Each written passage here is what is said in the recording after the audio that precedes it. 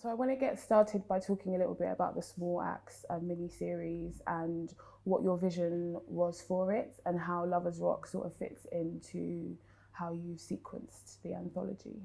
Well, it's kind of started with a want, really, a need, a want and need to sort of be recognized, not seeing stories or images that I thought needed to be seen, important images which were the history, the fabric of this country and the city of London, and stories which changed the whole nature of the country.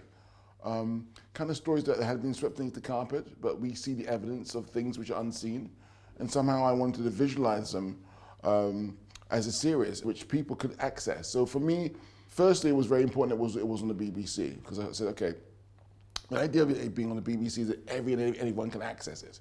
You don't necessarily have to sort of have a prescription or anything, but it is available to you. So that was important, how it was communicated, people get easy access. And therefore, I just started with the idea of a series. So, in fact, that was 11 years ago. So it started in 2000. The idea came into me in 2009. So it's been a long road. 3 films and a lot of exhibitions and so forth in between. I imagine a lot of people. In fact, I heard someone told me from the BBC, I don't think McQueen's going to sort of do this, but we got there in the end. So Lovers Rock was one of those things where I remember going to blues parties because I remember my aunt. Basically, this is a story about my aunt.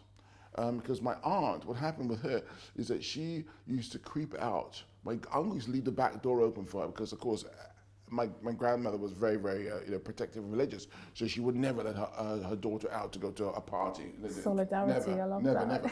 So then my uncle would leave the back door open in Shepherd Bush, and then she would creep out the house, go to the blues, and then come back, and the next morning, well, get ready for church, get ready for church. She hadn't slept all night. So basically, it's Cinderella. It's a Cinderella story. So at first, I thought Small Acts would be like a TV sort of series. In some ways, yes, it is. But in fact, what it became is 5 films in an anthology, 5 feature films. And it actually started off when I started to want to get on with it in a writer's room. So we had about 6 people sort of talking about ideas and stuff like that. And because almost like what I was doing was emptying my handbag, seeing what's and sieving through it with a group of people. But that soon materialized that wasn't the form it needed to take. And there was some work that was done. And then afterwards, I found that I wanted to work with Alistair Siddons and Courtney Newland on this series, and that's what it was. So from there, we went off and wrote the films. It's not strictly my era, but there's so many things in the film just about how people move and engage in that party that I think we can all sort of really connect with. But just to circle back a bit to what you said about like the fabric and the culture of London, something that's really fundamental, I think, to culture in the city's music. Mm-hmm. And Lovers Rock obviously is a very big, very popular genre. So I wanted to ask you about where or when did the music come in? Did the music, you had this sort of like family narrative, but what sort of came first in terms of your music choices and story? Well, the thing that came to mind for me was Silly Games. That's the thing that almost like triggered everything. Sometimes you just get reminded of a record. And actually, there was a Tricky actually re-recorded that record not so long ago, and it's sort of Silly Games. I remember that, and I went to search for the original, of course. I thought, yes, this is kind of interesting, and I thought, blues, Lovers Rock, because. And in fact, Courtier, the co-writer, his parents, I think his mother actually had blues at their parties at that period, because Courtier, I think, is a little bit younger than me, but he used to witness it as a child, you see? So I used to sort of witness it as a situation of hearing about it, but also I went to One Blues one time because I had to come out, and somehow I was a scapegoat for her, so she brought me somewhere. She couldn't go to blues, but I remember sort of being put in a bed with all these coats on top of me, and me creeping out and looking and whatnot, seeing how people would get on. So Cordia had a sort of knowledge of the music because his mother, his mom, used to hold blues. So a lot of the music came from Cordia and his memory. I mean, like Kung Fu Fighting Yeah. That was one of them, for example. It's a big one. Yeah. But also like dub as well. There's two like Yes. really powerful dance Yeah. sequences in the film. All One right. with Janet Kay Okay. and then the dub, and you've got this moment Okay. that is like incredibly like trance-like. So Yeah. can you talk through that Yeah. like formally, like what you Yeah. sort of wanted to achieve? Well, it's almost like how the party actually was, because what happened was at those parties, a lot of the women were not attracted. Heavy dub was something which was not necessarily attractive to them as such, and it was about getting girls, the guys. I apologize. So what it was, they had to have the sweet music first to get so that's why the ritual was that they would have the American soul that comes on, and then and the girls and it was be sort of just a progression, a narrative, a journey. And it was interesting because Lovers Rock is a huge part of that, because Lovers Rock was a sweet, sweet music, because it's extremely romantic, extremely sensitive, extremely vulnerable, and so gorgeous. Yeah. Silly games. I've been watching you for such a long time now. It's a shame. And the guy hearing that knows where it's at, and it's kind of like, oh, okay. It's kind of beautiful. And the fact that they had these beautiful men listening to this music and beautiful women listening to this music and actually understanding and intertwining. And it's very ritualistic, because one thing I remember very much at the blues is the way that men dance with women. There was a way. So now men don't really dance. There's no ritual. How do you, even though it is a very universal story, you work with a very young cast. So what was it like sort of working intergenerationally, especially with this sort of difference in approach that you kind of talk about, like with young people, and what they might necessarily bring to that kind of environment? Well, what was interesting is actually, getting them in for rehearsals for the dancing. We had an amazing choreographer called Coral. She's absolutely incredible. That was a huge part of this film, the choreography.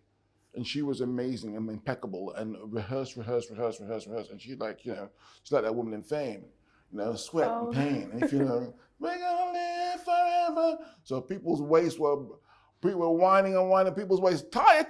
They're tired, boy. Woo. They whine, they grind. Tired because they have to, hey, come on. That's not right. Get the motion. It's all about the motion. Exactly, and the rhythm and the rhyme and and all that. So what was interesting about that was that how you got them into dancing with a partner.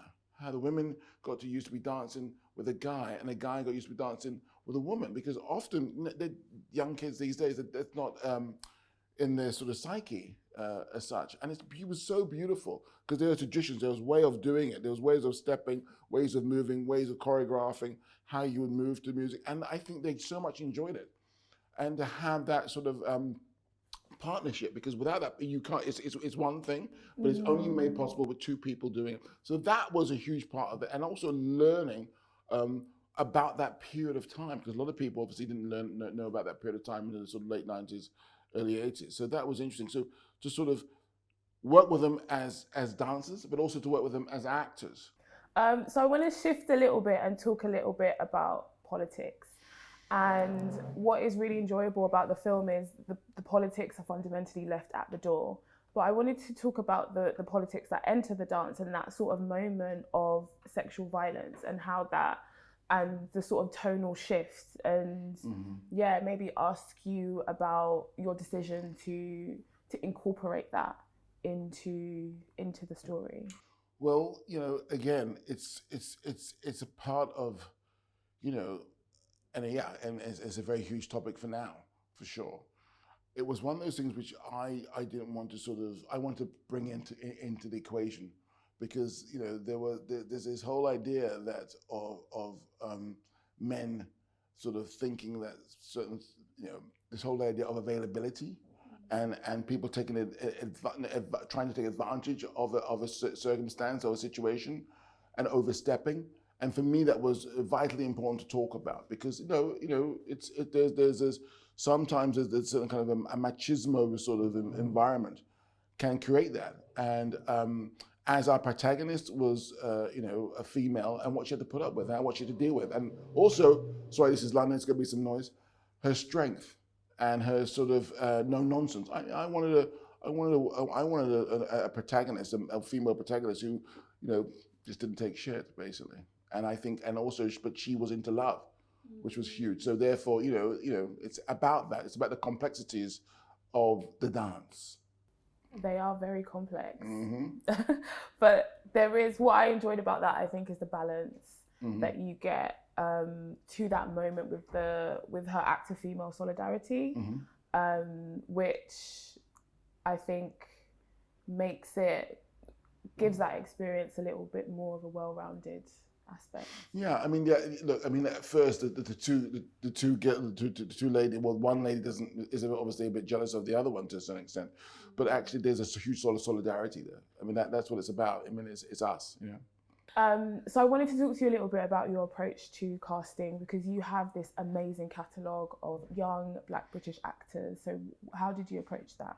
Well, Gary Davey is a person I've been working with since Hunger, 12 casting director Gary Davey, for 12 years. And he's been working on it for that, you know, since 11 years ago after Hunger. So it kind of, people sort of, you know, came and went, but also he was always very early with finding people, going to sort of drama schools or people that he knew about, you know, community theatres and stuff like that, and alternative situations and people that he heard about or whatnot. So he amalgamated a lot of people from the scripts and through the stories I was telling before, because there were no scripts, about it. And he just did an amazing job. Because what's interesting about it is that the talent here is, it's like a never-ending well. It's so deep and rich. And for me, it was one of those situations where, wow, why haven't I seen this person before? Why haven't I seen? Because they haven't had anything to do. Yeah. And now, when you see this talent and the versatility, you know, often, you know, you get situations where a particular kind of film or TV series is being made, but they can do anything. And it's just, and also when you see things come out of them, which, you know, is, you know, when you think things come out of actors, which is sort of, I don't know, it sort of emerges and explodes, and you never expected it, but it's only because they begin the freedom to sort of do what they want to do, or they begin the freedom to explore. It's amazing. They're not limited. They're not sort of by a certain kind of idea of who people maybe think they are or what the story dictates. It's actually they're rounded, full-rounded, complex human beings. 100%. And I think particularly like watching sort of Kadeem Ramsey and Michael Ward just doing something different, I think is really, really important. Sadly, we're out of time, but I think it is great, even though it's been an 11-year journey, that you have brought these films to us. And I do believe that the language sort of finds you at the right time and the work comes up at the right time. So thank you very much for sharing your work with us.